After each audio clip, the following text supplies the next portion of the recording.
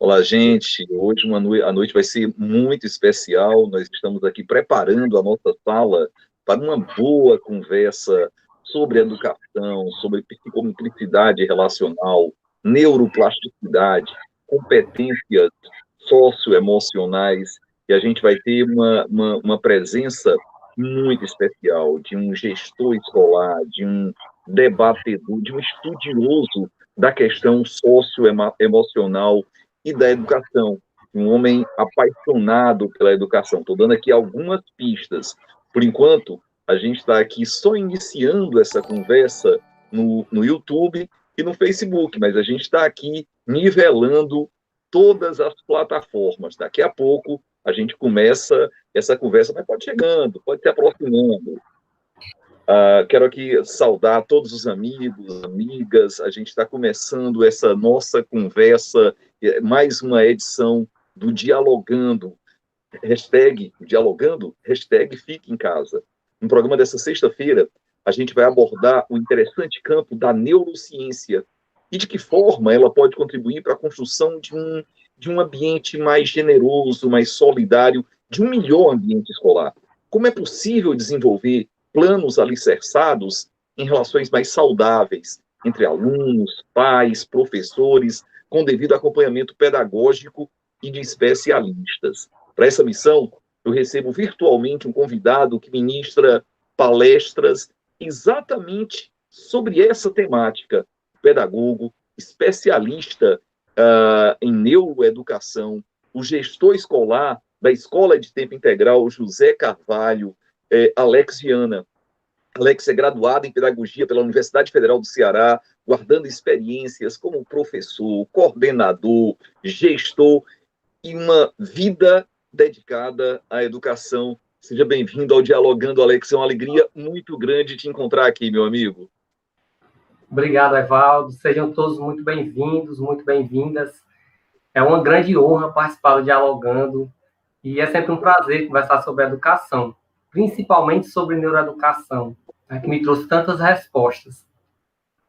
E uma coisa que eu acho muito interessante eu tenho conversado muito com seus colegas, professores, diretores, com o pessoal que passa pelas tuas palestras, pelas tuas possibilidades de inserção socioeducacional. Eu queria começar falando sobre isso, sobre neuroeducação.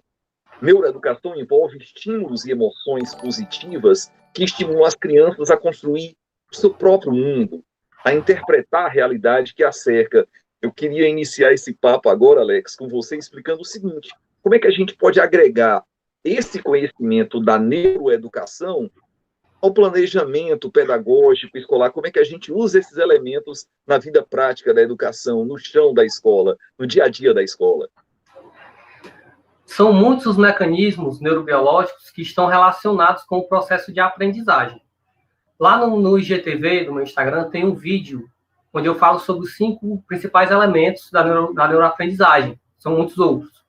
E na live de hoje eu escolhi falar sobre os mecanismos atencionais.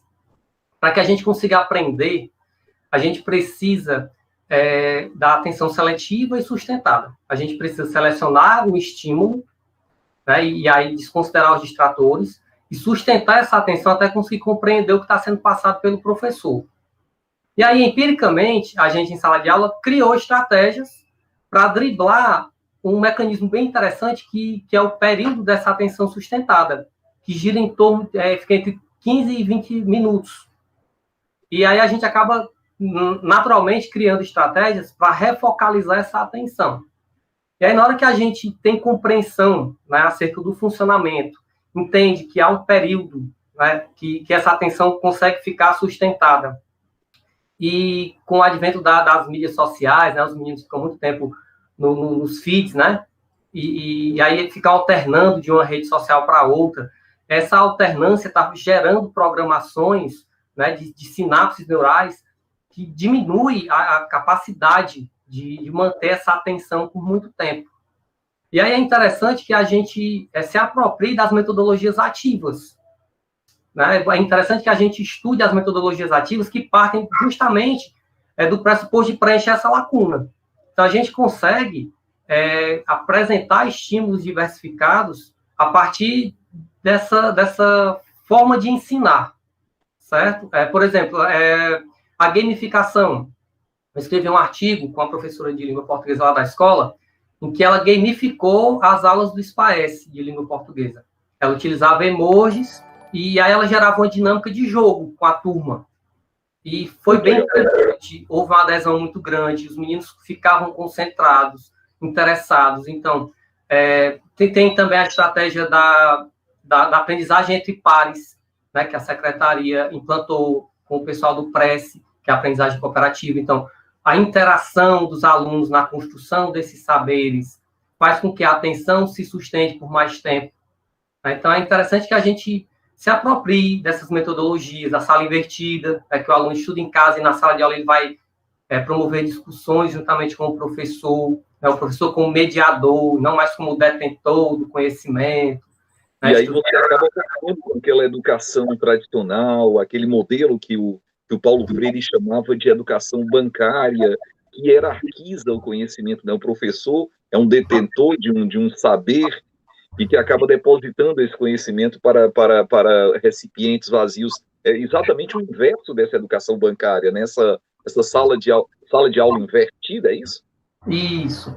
Aí a gente vê, né, que grandes pensadores da educação, né, grandes pessoas que deram grandes contribuições, hoje têm as suas práticas respaldadas pelo conhecimento científico, né? Hoje a gente tem equipamentos de ressonância que mapeiam o funcionamento do cérebro em tempo real e podem dar bases bem sólidas em relação à eficácia desses processos. E, Alex, tem muita gente boa aqui, muita gente da educação, muita gente da cidade participando dessa conversa.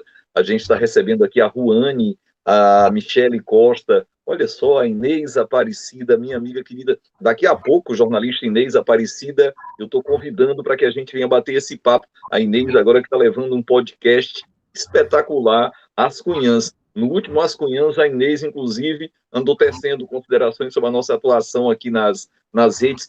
Professor Adriano, o diretor Adriano está dizendo, meu parceiro Alex, grande gestor e articulador comunitário. A Veranice Franco está dizendo, live top essa, Evaldo e Alex, de altíssimo nível, viu, minha amiga? A Michele, Veranice, o João Paulo, Marisa, aqui não tem muita gente querida. Eu queria fazer exatamente essa provocação. Para quem está assistindo essa live, que participe, que envie seus depoimentos, especialmente aqueles voltados para a educação, para as competências socioemocionais. Eu queria que você que está aí desse lado, vamos fazer essa relação invertida. Manda umas questões para a gente, para que a gente possa aprender um pouquinho aqui com a presença do Alex. Eu queria aqui, Alex, falar sobre isso. Quais são os principais desafios atuais para coordenadores e diretores escolares na relação entre alunos, pais, professores? É preciso ter uma relação muito próxima com todos esses atores do processo de aprendizagem, a própria formação socioemocional, não é isso? Eu vejo como os principais desafios a quebra dos paradigmas, né, da educação democrática e participativa. A comunidade não é acostumada, né, grande parcela da comunidade não é acostumada a participar efetivamente, acabam ficando muito passivos. Né, aquela história de que a família ia para a escola só para assinar boletim e receber reclamação, né, outro paradigma que deve ser criado. Na escola a gente trabalha com a medalha de boas práticas, valorizando os estudantes que academicamente não renderam bem, mas apresentaram evolução, né, nessa perspectiva socioemocional, de postura, de competências para além do acadêmico. Tem também a formação para os pais, a gente faz formação para as famílias, para justamente quebrar esse paradigma e gerar essa aproximação. A escola passa a ser um espaço de formação dos pais que hoje, né, desesperadamente procuram acertar, repetindo os padrões de quando a gente era criança, mas essa juventude funciona bem diferente. Outro ponto interessante é a sobrecarga dos professores, né, a sobrecarga emocional. Os meninos vêm com demandas muito fortes e às vezes a gente não tem os filtros adequados para isso. E aí a escola precisa ser esse espaço de acolhimento, né, de construção de relações saudáveis. Tem as cobranças, as questões burocráticas que a gente precisa dar conta? Tem. Mas a escola precisa ser esse espaço de acolhimento, né, de construção de vínculos mesmo, tanto com os alunos, com os professores, com todo mundo que faz parte. Né? Deve ser, sim, uma construção coletiva. O que é interessante, Alex, é que essa conversa de hoje, ela na verdade, está atraindo muitos amigos, muitos dos atores da educação de Fortaleza. A gente quer aqui reforçar que a gente tem muito orgulho do trabalho de vocês, seja no período da normalidade, seja através desse período de isolamento. Eu tenho ficado emocionado com a entrega dos gestores. Há pouco tempo, a gente acompanhava a entrega dos kits, daquelas cestas básicas que eram entregues para os alunos, para as famílias dos alunos. Foram 230 mil kits entregues não é, por semana, era algo realmente extraordinário. A Silvana Farias, professora Silvana, está dizendo que bom, Evaldo, que você trouxe uma pessoa que está no chão da escola, certamente, né, o nosso amigo Alex. O Justo Barros está dizendo, grande prazer, Evaldo, mais um encontro com você, sempre trazendo pessoas tão capacitadas para debater assuntos tão relevantes. Na verdade, aqui é uma alegria muito grande conversar com quem vive a realidade da escola. A Corina, que também é uma gestora gestora escolar, e a diretora da escola Paulo VI, ela diz, viva o Evaldo, viva o meu vereador. Na verdade, essa possibilidade da gente conversar aqui transforma a realidade virtual numa imensa esquina, num ponto de encontro de amigos e de amigas para falar sobre a vida, falar sobre educação, sobre ciência, sobre democracia, hoje especialmente sobre educação. Alex, Fortaleza é um exemplo para o país com sua rede de escolas em tempo integral. Essa é uma experiência recente, né? A gente, há pouco tempo, nós não tínhamos nenhuma escola em Fortaleza, escola de tempo integral. A jornada prolongada garante aos estudantes acesso a mais conhecimento e os mantém em um ambiente escolar longe da ociosidade, da vulnerabilidade social.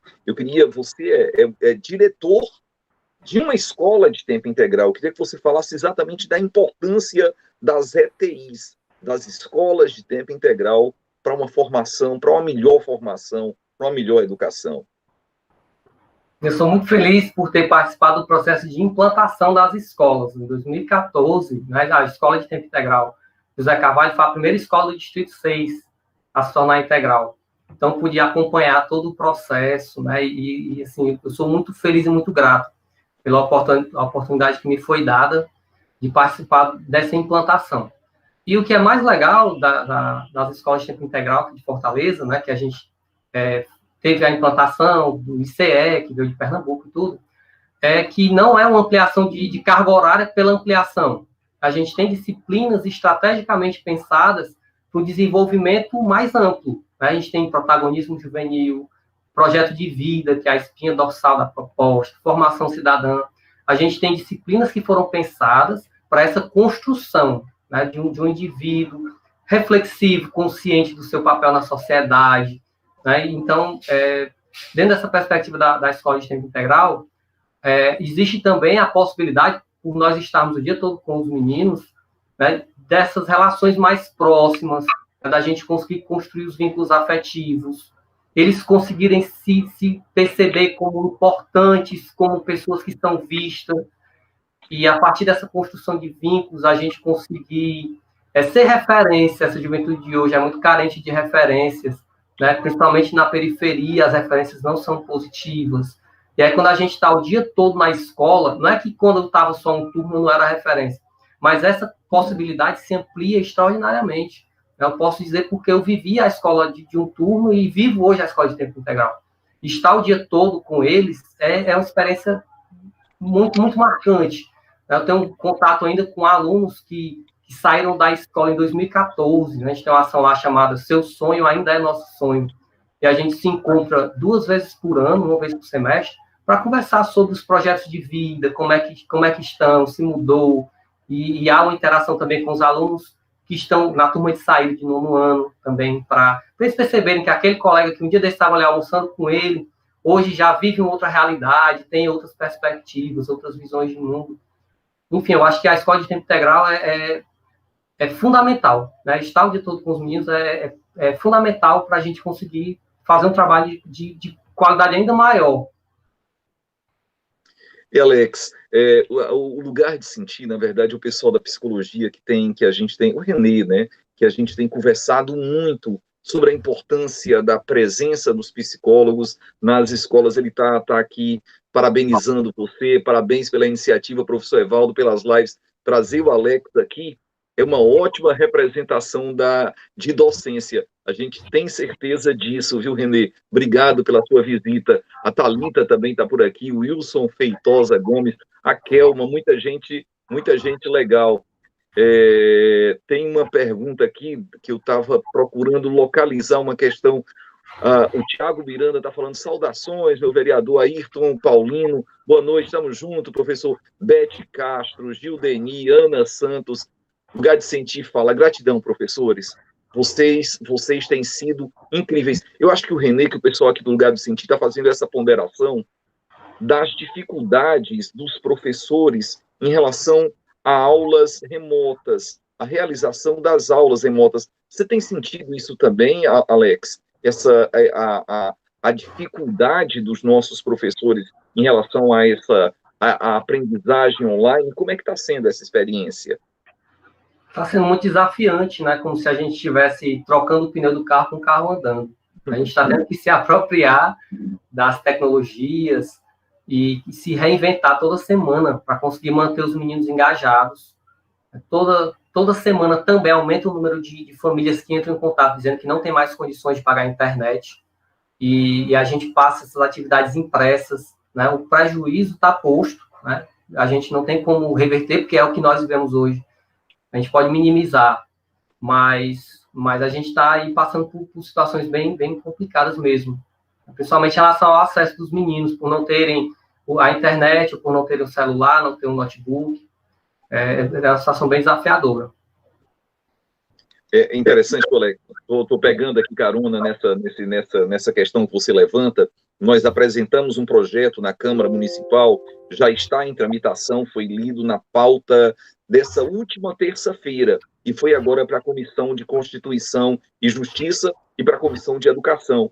Eu tenho a alegria de ser o presidente da Comissão de Educação da Câmara Municipal de Fortaleza. Por essa razão, eu conversei com a secretária Dalila, conversei com o prefeito Roberto Cláudio, tenho buscado construir essa possibilidade real de disponibilizar internet gratuita para os estudantes da rede pública municipal e também para os professores.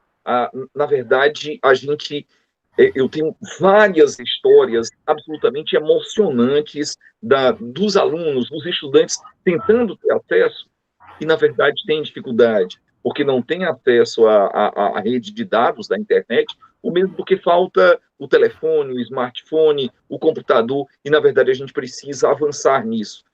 A exclusão digital, na verdade, é uma ferramenta também de desigualdade social. O lugar de sentir, está falando aqui, Alex, segundo pesquisa, tá, eu não estou conseguindo ler direito aqui, 83% dos professores brasileiros não se sentem preparados para essas aulas remotas. É mais ou menos isso aí mesmo, esse o nosso drama, a nossa dificuldade. A professora Corina, está colocando uma questão para você aqui também, Alex. Bacana o entendimento de que escola não é apenas um local de aprendizagem cognitiva. Que bom que nós já entendemos que é preciso cuidar do emocional do ser humano para que a aprendizagem aconteça de fato. Ninguém aprende se não estiver emocionalmente bem. É isso mesmo, Alex? É verdade. Inclusive, tem alguns estudos que mostram que as crianças que vivem em lares que têm muita confusão, muito conflito, elas têm uma alteração estrutural numa área chamada amígdala, que é o que dispara nossas reações de medo e raiva. E aí eu lembrei até de um caso, para ilustrar, de um aluno que já saiu lá da escola, já concluiu, que ele tinha excessos de raiva e ele dizia que não conseguia se controlar, que ele tinha puxado ao pai. E aí eu usei do conhecimento da neurociência para mostrar para ele, teu cérebro funciona assim, tem essa área que funciona assim, assim, E aí eu passei estratégias de como ele podia aprender a se controlar, né? Aprender a domar esses ímpetos. E aí, depois que ele saiu, já estava no primeiro ano do ensino médio, no finalzinho do ano, ele voltou lá para agradecer, dizer que tinha dado certo, que ele tinha conseguido aprender a se controlar. Enfim, é bem isso mesmo. A escola, ela não pode ser um espaço só do cognitivo, porque nós somos fundamentalmente emocionais. Se a gente não estiver bem emocionalmente, nada flui. Né? Então, para os alunos, para os professores, para todos os profissionais, né? E aí eu falo de um modo bastante amplo, a gente precisa estar bem para conseguir fazer o nosso trabalho com qualidade e impactar as vidas, né, positivamente. O Ayrton está fazendo uma referência aqui, viu, Alex? Já dizia Roberto Martins Rodrigues. Roberto Martins Rodrigues é um dos grandes intelectuais, presidente da OAB, um quadro fundamental e que enche de orgulho o Ceará, e que infelizmente nos deixou, né, nessa última quadra, e que era muito amigo do Ayrton, Ayrton Campos Paulino. O Ayrton está dizendo, já dizia Roberto Martins, o estudo é a única coisa que nunca ninguém vai roubar de você. Uma coisa que eu achei muito interessante também, o Adriano está falando que a experiência das escolas de tempo integral aqui do estado do Ceará, a Corina também está falando disso, é referência para o país inteiro, né? A questão das escolas de tempo integral. Uma outra coisa que eu acho interessante, assim, muito rapidamente, Alex, a gente estava até falando antes de começar aqui essa live, que era sobre a academia do professor Darcy Ribeiro, né? O Darcy Ribeiro é que dizia que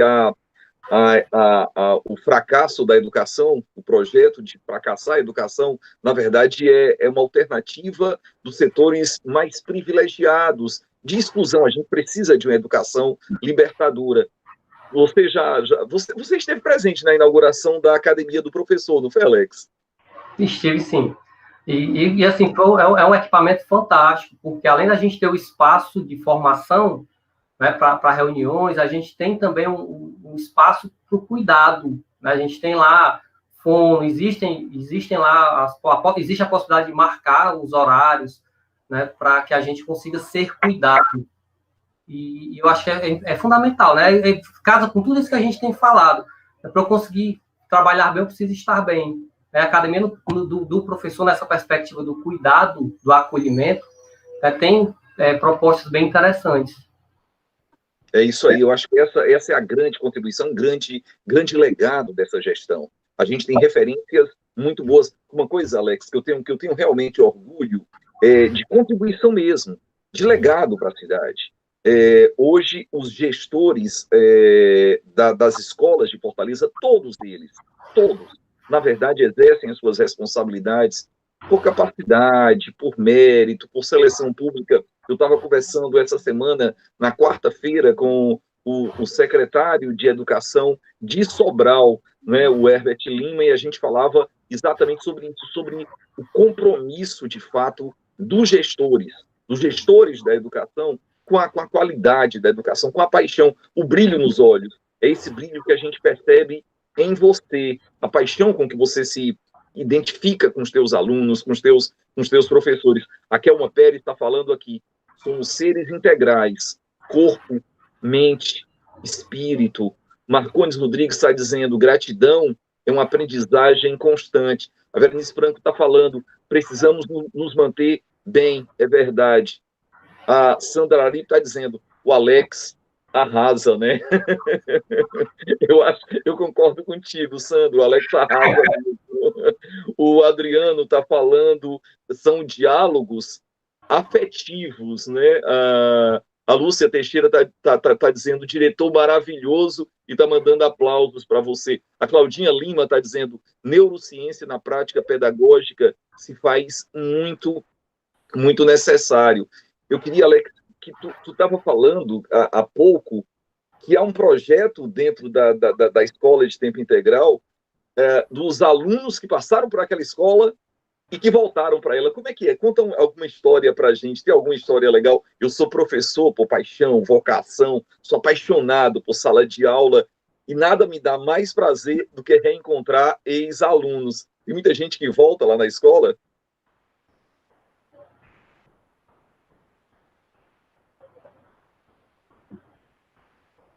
Deu uma caidinha aqui no meu sinal. É isso mesmo? Tá tudo bem?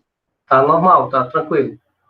Pronto. Eu queria exatamente isso aí, Alex, que você contasse um pouquinho de experiência de aluno que já saiu da escola, mas ainda assim volta lá. Tem alguns alunos, por exemplo, tem uma que saiu para o IFCE e ela retornou para dar o depoimento dela para os alunos de 9º ano, que ainda estão na escola, e me marcou muito, porque eu sabia do impacto positivo que a gente, enquanto escola, eu, os professores, né, vou mandar aqui um abraço e expressar aqui a minha admiração, né, por cada um deles, né, e por todos os professores da rede municipal, gestores, todo mundo que constrói, né, a mudança na vida das pessoas e faz a diferença todo dia, todo dia. Sou muito orgulhoso de fazer parte dessa história, de poder interagir com pessoas tão especiais.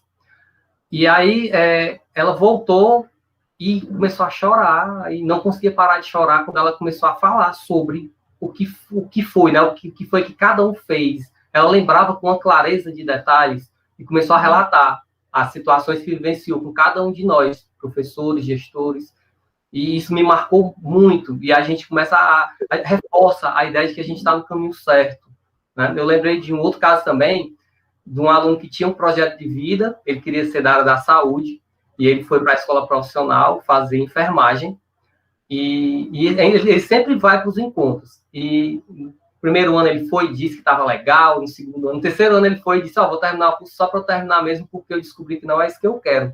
Eu vou fazer faculdade, prestar vestibular para serviço social. E foi muito legal o depoimento dele de como foi esse processo de reorganização dele enquanto pessoa.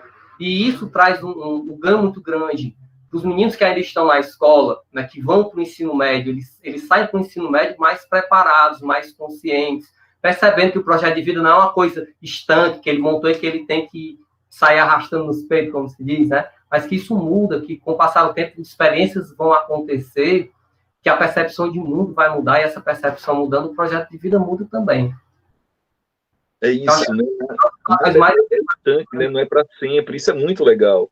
As coisas, você pode fazer opções e pode mudar o rumo, o significado da tua vida permanentemente. O Marco Aurélio está mandando aqui uma pergunta. Marquinho é meu filho, viu? Está mandando uma pergunta aqui. Boa noite. A conversa está boa. Eu gostaria de perguntar para o Alex se o modelo biopsicossocial de compreensão do indivíduo é importante para se pensar nas possibilidades da educação, nas possibilidades de aprender. E a Raimunda Marques está falando também essa questão que a gente estava conversando agorinha. Por ser uma situação nova, nem todos os professores estão preparados para essas aulas online, e nem os estudantes têm condição de assistirem às aulas. Tem solução para isso? A gente está se esforçando muito, viu, Raimunda Marques? Estamos buscando criar mecanismos, isso que eu acabei de colocar, de um projeto de disponibilizar o acesso à internet gratuita e de qualidade para a rede pública municipal. E, de fato, o Alex também estava comentando sobre isso, sobre essa situação nova para todos os professores. Quer responder essa questão aqui do Marco Aurélio, Alex? Sim, sim. A gente precisa se apropriar disso, né? A gente não pode ficar só repetindo o que a gente sempre fez. Existem muitos avanços, e esses avanços, né, por exemplo, de percebermos o aluno e nos percebermos como seres biopsicossociais, que somos, né? Nós não somos caixas de conteúdo e o aluno vai receber o conteúdo e eu estou lá para dar a minha aula, não. Eu preciso criar vínculos, eu preciso tocar o outro, né? Afetar o outro positivamente, porque tem uma frase que é pouco romântica, né? Que diz que nós somos para o outro uma representação interna. O que o outro desperta em mim emocionalmente vai definir a qualidade da minha relação e a qualidade da minha aprendizagem. Eu posso criar aversão a determinados conteúdos se eu tiver algum professor que emocionalmente me tocar de forma negativa, for uma pessoa muito ríspida, muito rígida, grosseira, vai disparar mecanismos emocionais internos, vai gerar química interna, que só em ver aquela pessoa já vai disparar isso em mim e já vai bloquear os canais de entrada de qualquer tipo de aprendizado. Então, é importante que a gente se perceba, sim, nessa perspectiva, né? Nós somos seres biopsicossociais, os meninos são seres biopsicossociais. A gente tem que abrir os olhos para isso e reinventar, ressignificar alguns aspectos das nossas práticas. Tem muita gente aqui participando aqui dessa prosa, viu, Alex? A Fátima Maria Cândido Bezerra está dizendo, excelente tema, parabenizando a você, Alex, pela clareza de que você levanta questões complexas e com tanta simplicidade. Olá, a Fátima diz, olá, boa noite, amigo Evaldo. Tiago Miranda está dizendo, salvo engano, olha aí, Alex, fiz gestão e coordenação escolar com o Alex da Faculdade Darcy Ribeiro. É verdade, Alex? Rapaz, eu acho que foi, mas faz tanto tempo que eu não estou me acordando por nome. Se eu ver a foto, eu lembro. Eu sou muito visual. O Tiago é um grande profissional, um profissional de educação física, um professor queridíssimo em todas. Eu ficava apaixonado, encantado com a forma como o Tiago se relaciona com as alunas, especialmente os alunos e alunos mais idosos. Davis Moraes diz, fala sobre o Fábio, Alex. Sobre quem? Davis Moraes está dizendo, fala sobre o Fábio, Alex. Sim, Fábio. Que história é essa? Porque dentro das várias situações que a gente viveu com esse estudante, tem alguns que são bem marcantes. Por exemplo, eu ministro muita palestra na escola, né? Os meninos, a história da metacognição, eles entendem como é que o cérebro funciona, né? O menino sexto ano lá da escola, ele sabe onde é que fica o córtex pré-frontal, qual é a função, que ele está em processo de maturação, que ele precisa pegar o do adulto emprestado por enquanto. E o Fábio, por ver as palestras, ele despertou para isso. E aí ele começou a se colocar como palestrante, pedindo dica e dizendo que ia ser palestrante. Ele passou no IFCE, é um menino muito querido. E lá e deixou um legado na escola. A gente tem hoje o clube de palestrantes. Tem uns meninos de sexto ano que fundaram o clube. E eu sou o tutor. Né? Eles me convidaram para ser como é que eles chamam, de padrinho do clube. Né? Os clubes funcionam na escola integral no horário de almoço, né? E a gente organiza os calendários e se reúne, treina técnica. Eles ganharam até o primeiro lugar no Festival de Protagonismo do ano passado, da Prefeitura, apresentando a experiência deles como palestrantes para os alunos lá na escola.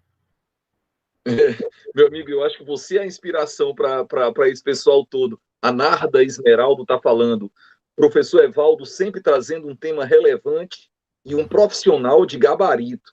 Valeu. Davis Moraes está falando, meu neurodiretor. O Pantinho está fazendo uma pergunta também. Será que a música tem espaço dentro da escola de tempo integral?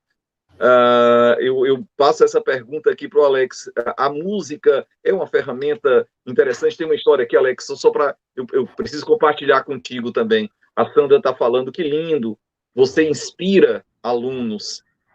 É essa história, né? Você inspira alunos. A Kelma está falando, metacognição é como eu melhor aprendo a aprender.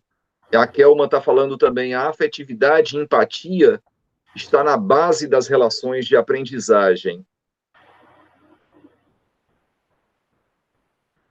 Tudo verdade. Esses bilhetes, né? Tudo verdade, tudo verdade.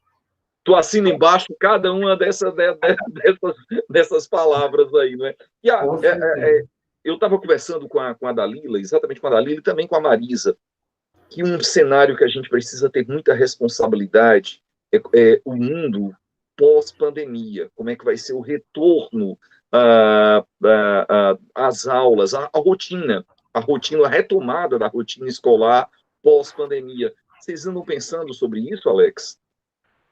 Sim, a gente até preencheu um questionário recentemente, colocando algumas sugestões, né, para como é que a gente vai fazer, né, o que a secretaria precisa adquirir. A gente foi consultado em relação a isso, adequações estruturais, levantamento de profissionais que tenham algum tipo de comorbidades.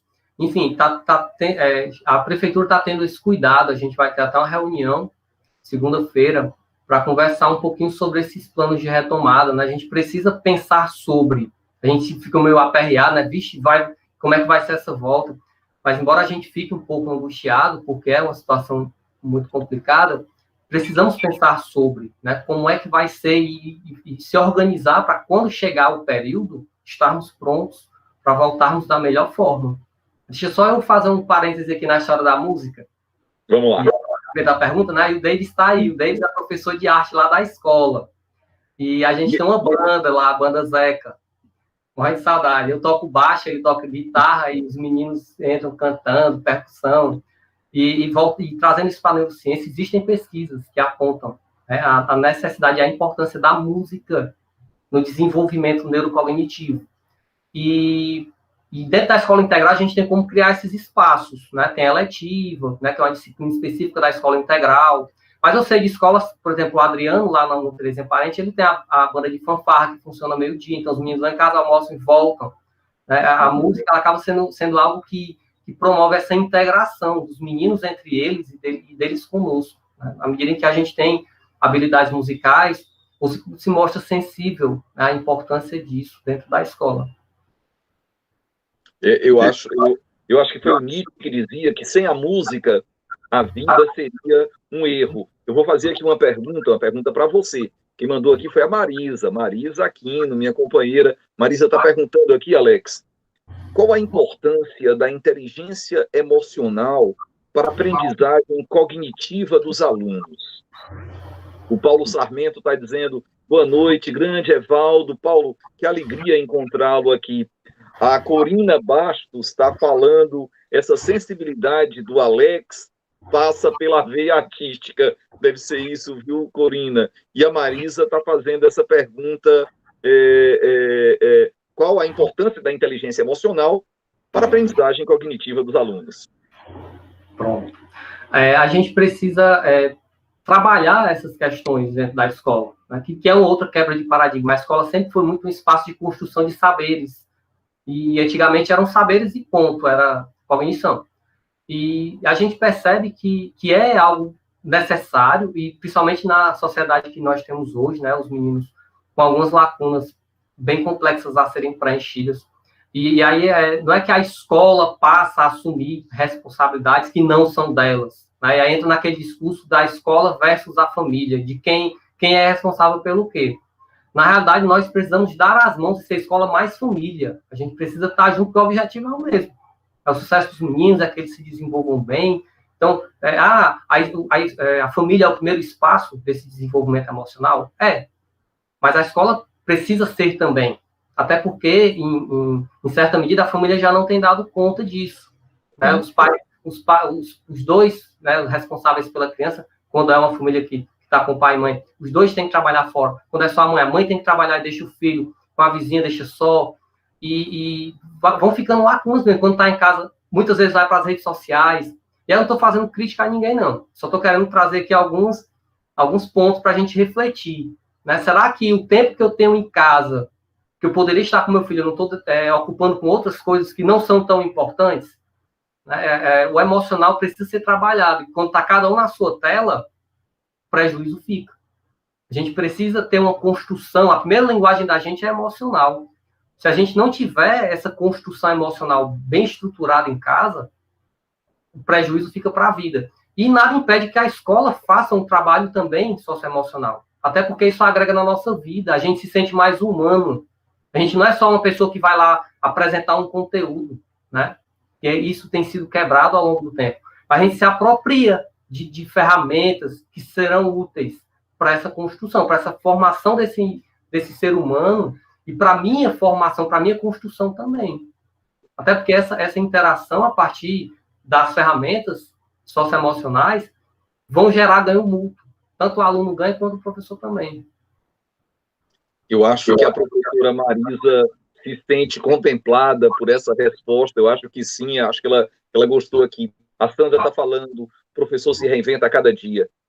A Ivana Bezerra está dizendo, parabéns pela escolha do tema. Aliás, o que mais chega aqui hoje, viu, são exatamente professores, diretores, coordenadores pedagógicos, supervisores, gente da escola, elogiando essa conversa dessa noite. O David está falando uma história também muito legal. O Fábio é estudante de física na UFC. O Fábio que passou pela tua escola, é isso? É isso, é o mesmo Fábio. Né? E a gente vê como a escola pode promover esse impacto positivo, né?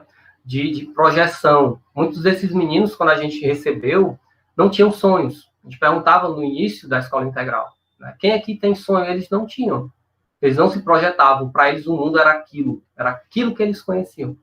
E aí, dentro da escola, a gente consegue proporcionar experiências e abrir a mente dele, né, que o mundo é muito mais, que existem outras coisas para além do que eles estão vendo naquela comunidade. O Fábio é um exemplo muito bacana lá da escola. Ele foi lá recentemente dar um abraço na gente.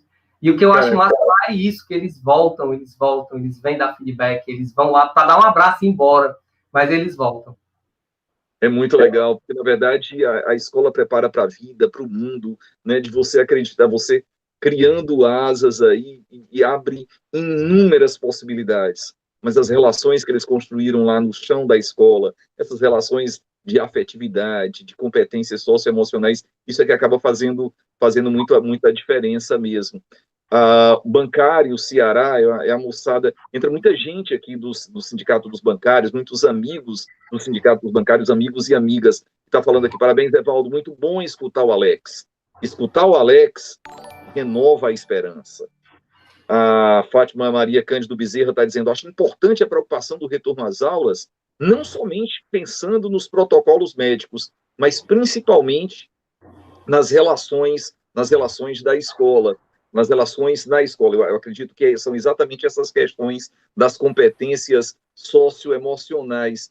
Eu queria aqui, Alex, que você falasse um pouquinho de como é que tem sido esses dias, como é que vocês têm conseguido desenvolver atividades, quais são as atividades que têm sido desenvolvidas nesse período de pandemia, de isolamento, como é que a gente consegue manter a nossa sanidade e o nosso compromisso com a educação nesses tempos de isolamento social? Lá na escola a gente iniciou com atividades direcionadas em PDF, os professores tiravam dúvida pelo WhatsApp, e aí o engajamento foi ficando menor, é o que eu falei, para aprender a atenção do jovem e da criança hoje, a gente tem que se reinventar todo dia, né? Semana não.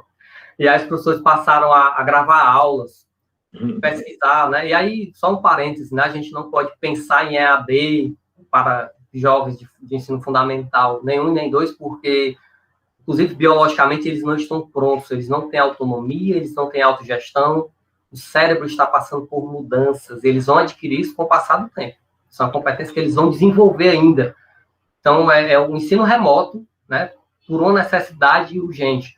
Só para fazer esse parêntese, né, porque aí pode gerar interpretações para quem não é da área. E a gente está nessa perspectiva mesmo, de se reinventar, de aí gravar aula e testa, e ver se deu certo, se a adesão foi boa, não foi, vamos tentar outra coisa.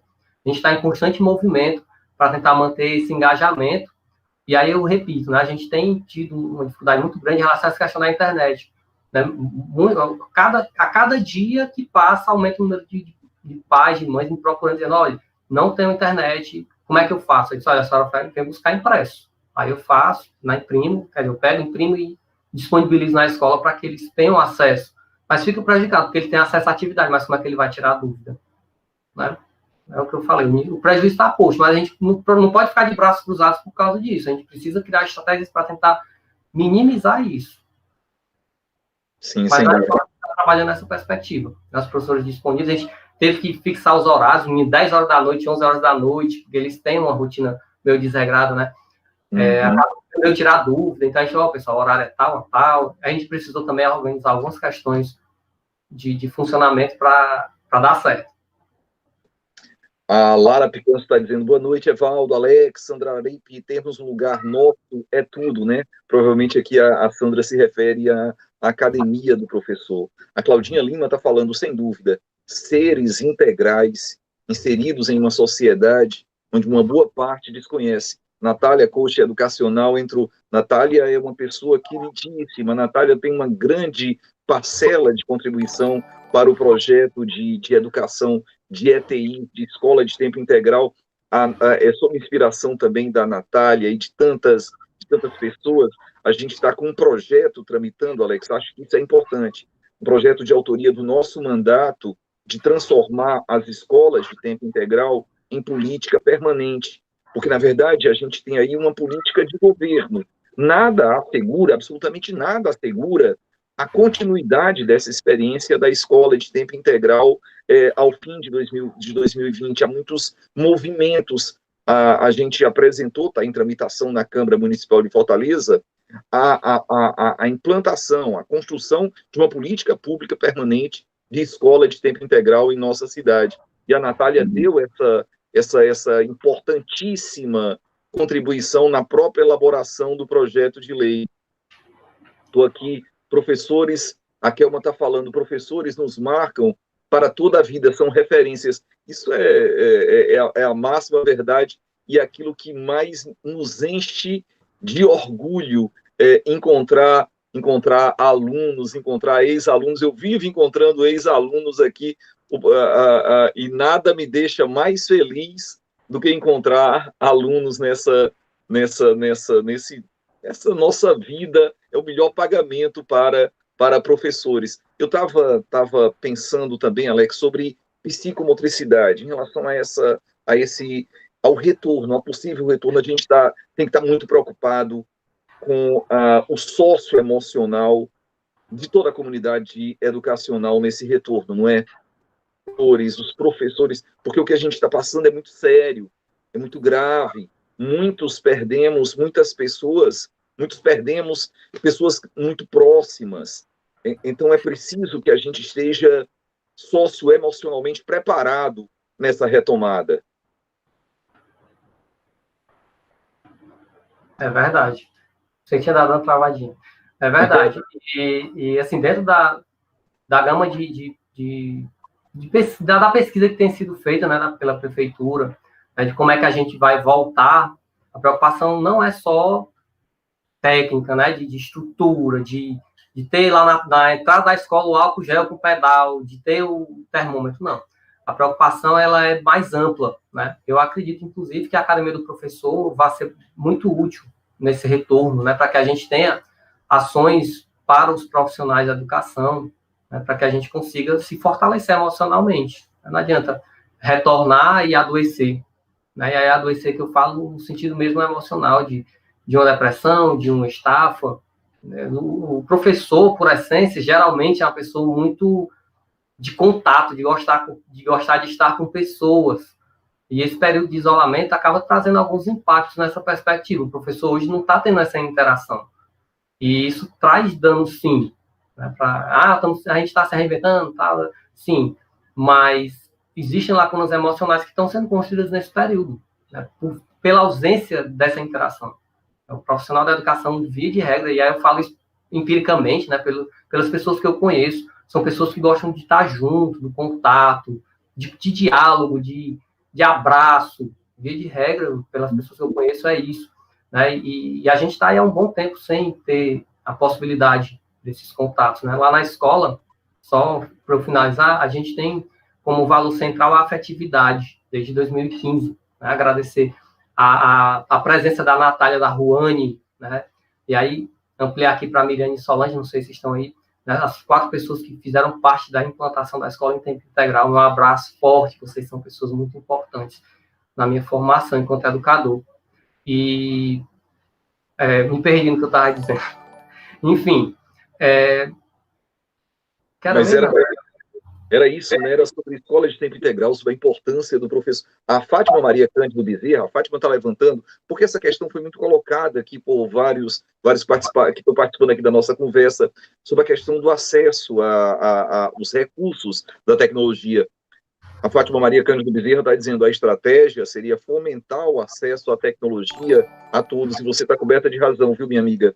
Na verdade, nos preocupa muito, nos angustia muito a exclusão digital, e esse surto pandêmico serviu para a gente, para abrir os nossos olhos sobre a necessidade dessa inclusão digital. O Pantico Oliveira está falando, isso é comovente também, viu, meu amigo Pantico? Fico muito feliz com a resposta do Alec sobre a música dentro da escola. Eu queria acrescentar a questão de que muitos pais não conseguem acompanhar seus filhos porque muitos não têm nem o fundamental completo. Eles não podem ajudar em suas tarefas, por isso acho que a escola de tempo integral é tão importante. É verdade, né? A a realidade, especialmente da escola pública, tem essa característica. O David está falando aqui uma coisa que comove, viu, Alex, para emocionar, para machucar o coração da gente. Eu adoeci de saudade nessa pandemia. A minha doença foi saudade nessa pandemia. A gente sempre conversa nas reuniões. Hoje a gente teve uma. E quando abre a tela do Google Meet, né, que a gente consegue se ver pela câmera, é geral mesmo. A gente precisa desse contato, né? Nós somos seres biopsicossociais. A gente não só existe, a gente coexiste, né? A gente precisa viver em sociedade e aprender e ensinar uma nova lição a todo momento, com toda a comunidade escolar. Com certeza.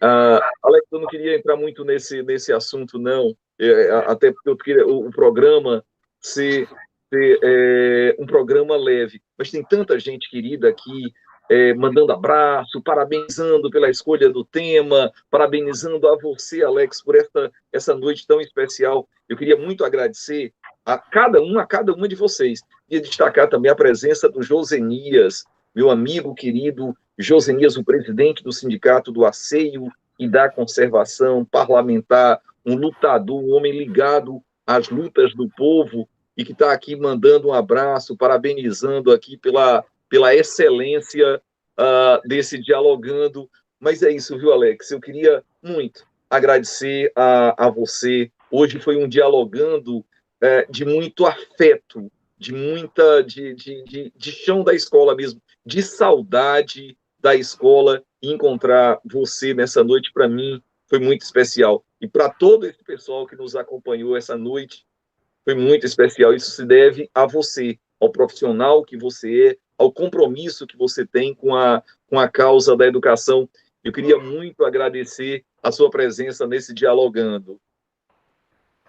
Eu que agradeço, Paulo. Para mim é uma honra, é uma satisfação muito grande fazer parte, né? Eu acompanhei alguns e vi que são pessoas, né, de peso, e quando eu recebi o convite fiquei muito feliz.